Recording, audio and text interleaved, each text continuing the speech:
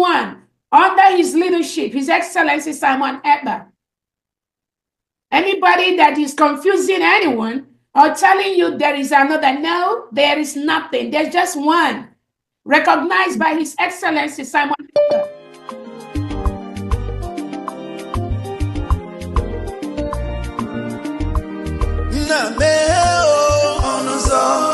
Biafra, Merani, Onuzo ke Biafra, na Merani, Onuzo ke Biafra, Merani, Onuzo ke Biafra. Welcome, fellow Biafrans, lovers of freedom across the world. I welcome you once again to this amazing platform where we disseminate information that has to do with the restoration of independent state of Biafra. I appreciate everyone that has connected to this platform. This is Biafra Exodus Hard Talk TV, a platform that stands for the United States of Biafra, under the command of our Prime Minister, Mazi Simon Ekpa, and on the supreme command of Mazi Nnamdi Kanu. And today, under the leadership of Dr. Ngozi Orabueze, the Deputy Prime Minister of the United States of Biafra, COS interim, I welcome all of you to this very platform. Happy New Year to everyone that is watching, wherever you are watching from. We are in a new year. And as we enter the new year, many people are asking questions and they say, what next? Where is the way to go? The way to go is simple. We are pursuing the recognition of the United States of Biafra and the restoration of Biafra fully on the ground. That is the phase where we are today.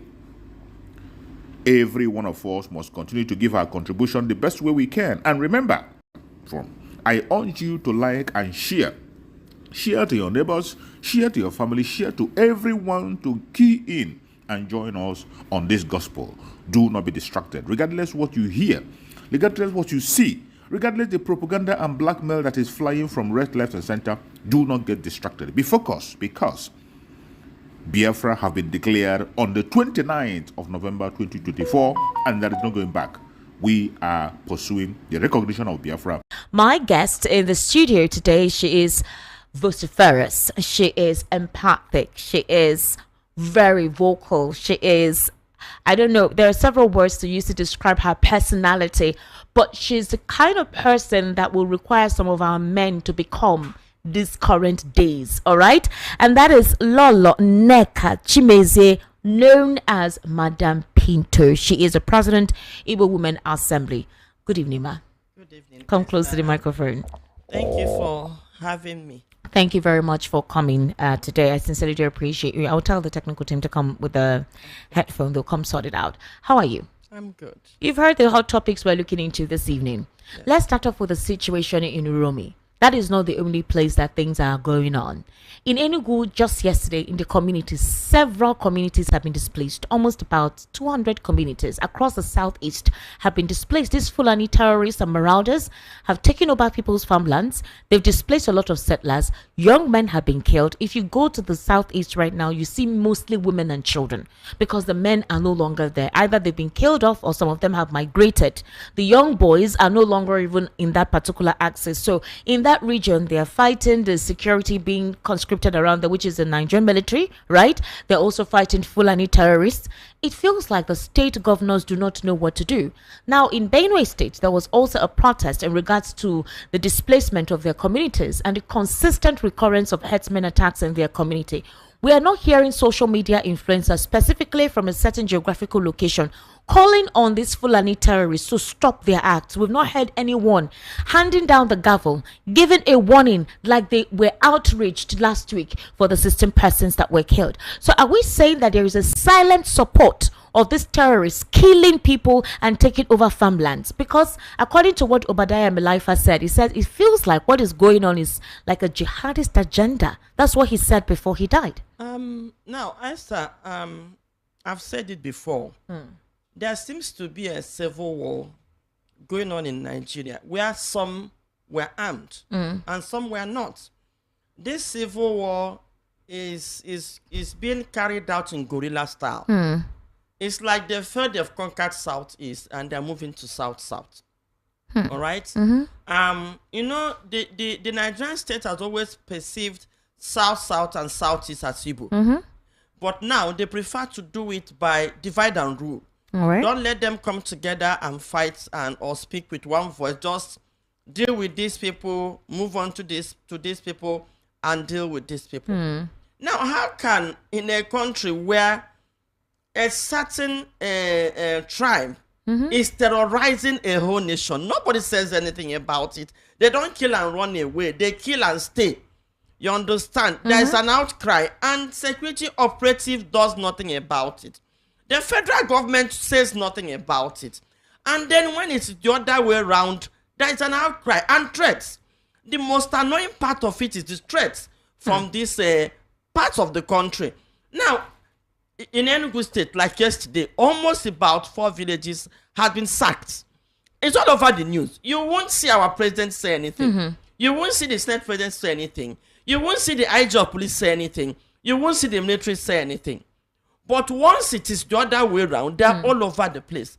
Now, the question now is, have we now legalized weapon in this country? Legalized weapons for certain yes. persons? Yeah, exactly. No, for certain person. I can imagine getting 26 Easterners traveling in a truck with weapons, and they are leased this way.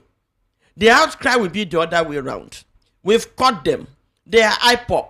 They are the ones doing this. You will see them IPOP. You will see the outcry. It will be as if those that were killed were not humans. Now, I condemn in totality the jungle justice. I condemn in totality. Okay. Even if they were kidnappers, true, even if they were armed robbers, since they have bought, you know, the anger and rage. In the village, remember, these villagers have been losing human beings like these 16 people that were killed. Yes. So the anger of losing your loved ones to this particular set of people, and they have been crying. Now, when they accuse them, they don't deny it at all. People know they are them. The federal government don't do anything. They don't deploy security operatives to protect these people. Now they manage to catch these people, and they caught them with weapons.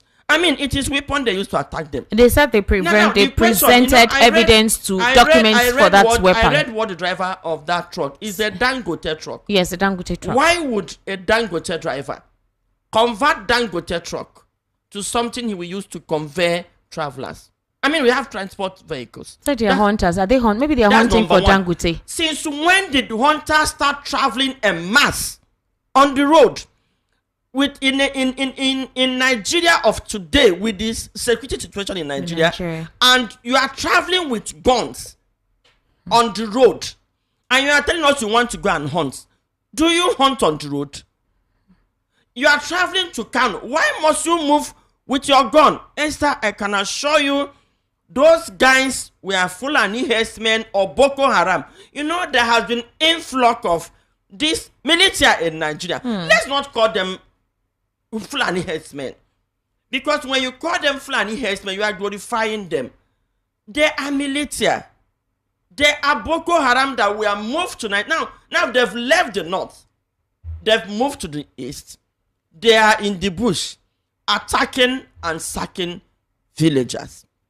Now, yes, we can condemn the mob attack. We can condemn the jungle justice, but the outrage is as if you are now encouraging those of them in the bush to continue to kill. With the way the government responded. The police should query the carrying of weapons, because what made them attack these people were the carrying of arms. Do you know the governor? And then the pride, because they said when they were asking them questions, I'm sure if they had comported themselves, they brought out knife. Yes, they brought out the knife first. I am sure the federal government would have loved it more if these people had opened fire on the vigilante and killed all the vigilantes. I'm sure it wouldn't even make much of any sense, because they've been killing. And it's like people are used to it. In the South, people are used to it. People are so helpless. Let me tell you, Esther, I keep saying it. There is an agenda in this country we don't know. Those that established APC, they came with an agenda, either to Islamize Nigeria. You understand? Hiding under Fulani herdsmen ethnic. Remember, our president is a Muslim. But I don't think. But he's a liberal. He's a liberal person. His wife is not a Muslim. Most of these attacks is on Christians. Check the states. Not in all instances. In the north as well, there are some communities where they are Muslims, where these headsmen and these Fulani terrorists kill them off. Esther, we need to confirm that. We need to verify that. You never can tell. We've seen them go to the mosque and slaughter people. We've heard of those reports. Probably those that were against them. But I can assure you, the attack is more predominantly in Christian-dominated areas. Yes. Benue, for instance, since 2015 till today, Benue have had no peace. Now the question is it difficult for the federal government to provide security for Benue people? I don't know. And now when these people rise to organize themselves, you are using one excuse to put fear. Because of course, with what is happening now, I was thinking that they should tactically handle it. Exactly. Get people arrested, investigate, question why these people should move with arms. Are you sure this man will not go and drop them somewhere and they will go and attack? No, when the outrage put fear in people to even comment with what is in their mind.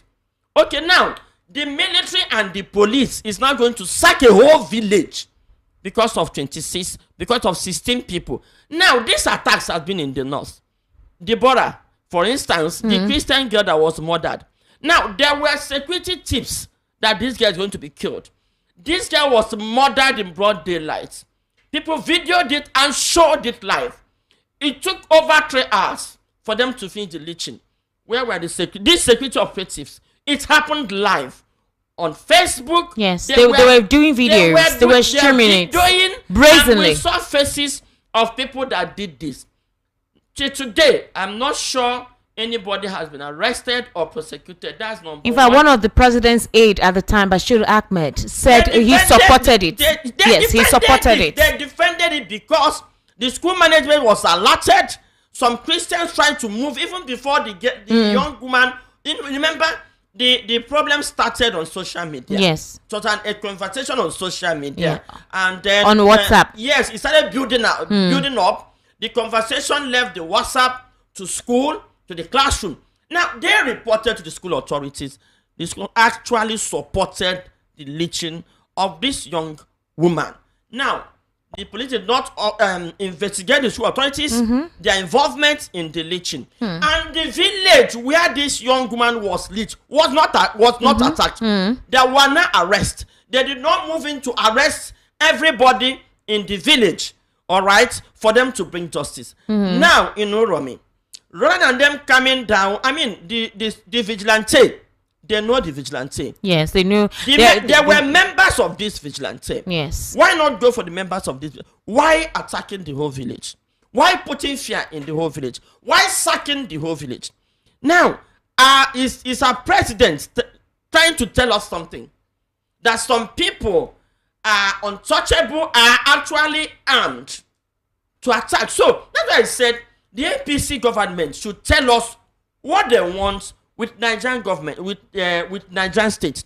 You cannot arm some people. Even our former president, when people were actually worried about the Fulani herdsmen carrying AK-47, he came out to defend that cattle rustling. There has never been any incident of cattle rustling in the southeast. There has never been any incident of cattle rustling in the south. And I'm not sure there has been any incident of cattle rustling in the southwest. So why carrying gun when nobody is attacking you? Why carrying gun? So there's an agenda to wipe out some people and take over. I think the federal government wants to settle the Fulanis. Settle them what? Yes. How? Yes, how? Are you asking me? Now that the Fulanis are sacking people and taking over their villages, and the federal government and security operatives are not doing anything about it. Lolo, the north central the southeast, the south, all these regions are being affected by these terrorists. I would have expected the National Assembly, just like how they were quick to declare a state of emergency in Rivers State, to quickly suspend Natasha Akpoti, create an opportunity for an investigation to be closed, swiftly ensure that her recall process began, that the National Assembly would have actually called for a state of emergency on insecurity. I would have expected that the senators and House of Rep members from the constituencies that these Fulani terrorists are part of come out to publicly condemn the act of this thing. Nobody's talking about it. Now, Esther, you must know that everybody is afraid. Afraid of what? This government has caged the judiciary, which is the last hope of the common man. No, I'm coming. Where I'm heading is this. We have the Benue senators. We have Enugu senators. We have Imo senators, Anambra senators. All these states that these headsmen consistently ravage, their senators are in the National Assembly. My question is, how are they caged to bring out a bill, to bring out a motion notifying the National Assembly that we are going through an existential crisis? Nobody's talking about it. This is the document. These are visual evidence to prove that these individuals are mutilating our crops, displacing persons from their homeland. Farming activities cannot take place because of these terrorists. And you're telling me that they are caged? Is that not their responsibility to present the plight and represent the interests of the people that voted them in there? Or were they not voted in? Okay, let me answer you. Several occasions, these people have tried to sponsor bills and it's thrown into the trash. Number one, there have been serious outcry for Nnamdi Kalu's release. Okay. So many senators have raised it on the floor of the National Assembly, on the floor of the House of Representatives. It has been thrown into the trash. You see what happened when they raised a bill to immortalize Humphrey Nwosu. At least the man that announced the June 12th result, the election result. You saw what somebody stood up to say, that the person that he announced won is now the symbol of democracy. But the man that risked his life to announce the result, said he did not announce it. They said he did not announce it. If he did not announce it, how did you now know that Abiola won? How did Abiola win? Professor Nwosu wrote a book. He wrote a memoir where he detailed everything. Wait, no, now, Esther, see, you know, there is a section of this country, some parts of them, that the way they heartlessly lie and change history, you make it ask if they are human beings. How can you say Humphrey Nwosu did not announce results? Now, how did Abiola win? If Humphrey Nwosu had cancelled that result, there wouldn't be any Abiola. This last election, Mahmoud announced a result and announced a winner, who the whole Nigerians know did not win the election. It says because somebody announced it. If Mahmoud, in his own wisdom, had said, "Oh, this election is not well conducted," and cancel it, no winner will emerge. They are so heartless to deny the man that announced the result that made MK Abiola the face of democracy. I did not agree with that, but I mean, this is what was done. Nobody is saying make Humphrey Nwosu as Humphrey Nwosu the face of democracy. Okay. All right, but at least recognize, I mean, the effort he made, because he was under pressure to cancel that election. And if I'm sure, you know, that is one thing with our Igbo people. Our Yoruba brothers have never reciprocated the support we've been giving to them. In fact, I don't know whether they want us to vanish from this country. Not all of them.